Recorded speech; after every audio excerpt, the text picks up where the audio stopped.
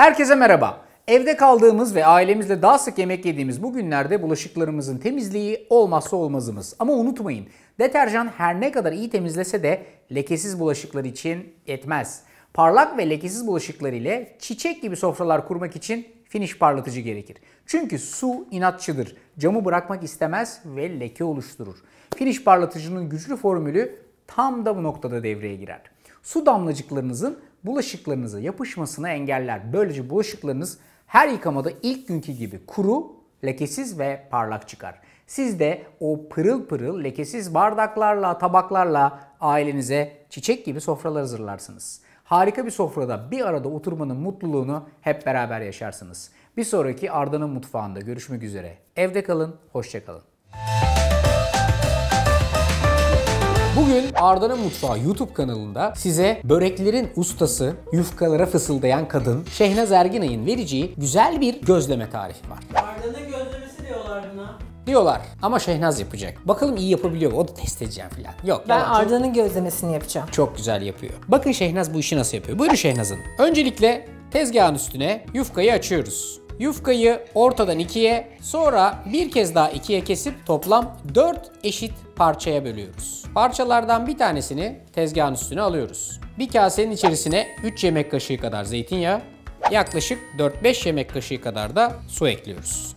Bir fırça yardımıyla su ve zeytinyağı karışımını yufkanın üzerine gezdiriyoruz ve yufkayı güzelce fırçalıyoruz. Yağladığımız yufkanın uç kısmını alıp ortaya doğru getiriyoruz. Orta kısmına rendelenmiş kaşar peyniri, bir dilim pastırma ve bir tane yumurtanın sadece sarısını ekliyoruz. Önce dip tarafta kalan parçayı ortaya doğru getiriyoruz. Sonra uç tarafta kalan parçayı ortaya doğru getiriyoruz. Sonra iki köşeyi ortada birleştiriyoruz. Oldu mu size son derece güzel, lezzetli bir Gözleme.